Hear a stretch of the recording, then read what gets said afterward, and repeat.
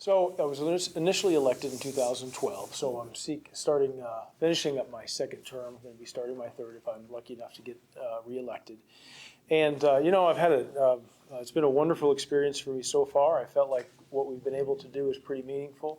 And in the last 2 years, I've been able to, the Senate has chosen me to be their president pro tem. So it's a unique opportunity and a huge honor for me. And I'd like to be able to continue to do that. Obviously, if I'm not successful in my election, I won't be pro tem any longer.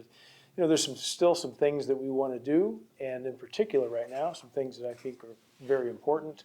So I'm looking forward to the opportunity to serve again. So there are a couple things. This year in particular is going to be a challenging year. Some of the biggest issues that we'll see, which are some of my priorities, would be passing a responsible budget that's balanced. We do a budget every 2 years. It's a big number, about $35 billion. And it is going to be, in particular, difficult to do that this year because with the effect of COVID-19, we've seen revenue kind of head south on us. And so coming up with a budget in this time is going to be of paramount importance and going to be a little bit difficult. That's going to be certainly the number one issue. Probably another issue that, let me say it this way, I guess. An issue that we started on last year, we made some headway on, but still didn't complete. And an issue that's very important to me is dealing with healthcare costs. We did a number of different things last year, like trying to attack some surprise billing challenges that we've had across the state of Indiana. So, there was a study that was done a couple of years ago by the Rand Company that showed Indiana and its hospital costs, and it compared Indiana with 24 other states. And I'm not proud at all to say Indiana was the most expensive, and noticeably so, in fact, as compared to most of those other states.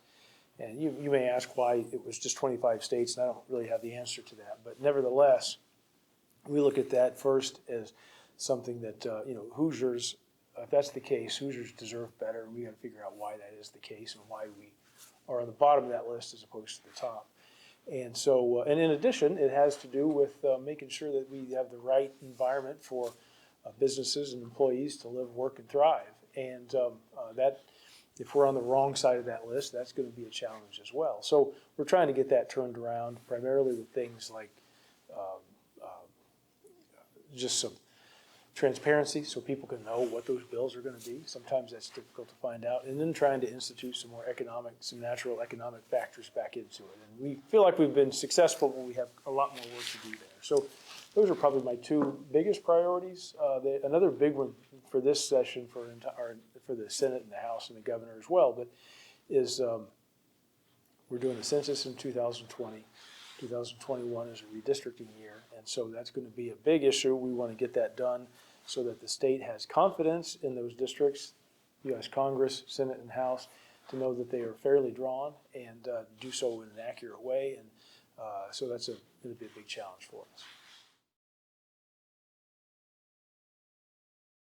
The voters are going to have to tell me if I am or not. I don't know if I am. I have lived a deal of my life at this point. I'm 51 years of age, and I've been, in my day job, I practice law. I've been doing that for 25 years now.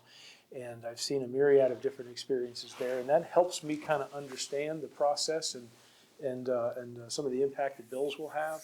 In addition, I've done a lot over those years in municipal law. I was county attorney for Morgan County for a number of years. I served as city attorney for the city of Martinsville, plus a lot of different redevelopment commissions, planning commissions. And so that's given me a pretty intimate understanding of kind of how local government works and some of the government finance works. All those things help me to understand and kind of get my hands around what goes on up there at the State House. But again, I don't know if I'm qualified or not. Somebody else will decide that.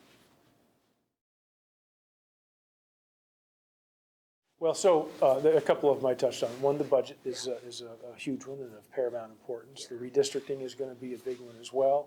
Trying to find ways to deal with the impact of COVID-19 has to be another one, and probably the top three. And when I say that, I mean that'll come or manifest itself in a couple of different ways. One is simply to say that we have to, our economy has taken a core shot. there's no doubt about it. And we're going to be down hundreds of millions of dollars and probably billions of dollars by the time we get to the end of the biennium. And we have to find ways to get that economy back open again. And I can't do it. The governor can't do it. Nobody in the State House can make that happen. It's the business people, the people that are willing to take a risk and keep their businesses going or start them again that are going to do that. But we got to try and set the table as best we can. And so to the extent there are things we can do to help free up the economy to thrive again, we need to try and do that. We're going to work very hard at that. And I can give you at least one example. Is that you will see us work pretty hard at trying to pass legislation this year that gives some liability protection to businesses. And it goes beyond that, even local governments, charitable organizations like the Boy Scouts, who didn't have any summer camps really to speak of this year because they were concerned about COVID-19, but also some issues with regard to the liability. And so if somebody, this is the way I see that bill working out, if a company or an entity is doing all their due diligence and trying to take precautions to make sure that their customers and employees, et cetera, are safe, and they're not grossly or willfully negligent, then there's going to be some liability protection for those folks. And that will help them acquire some confidence to get back out and back at it. And we need that to happen as a state.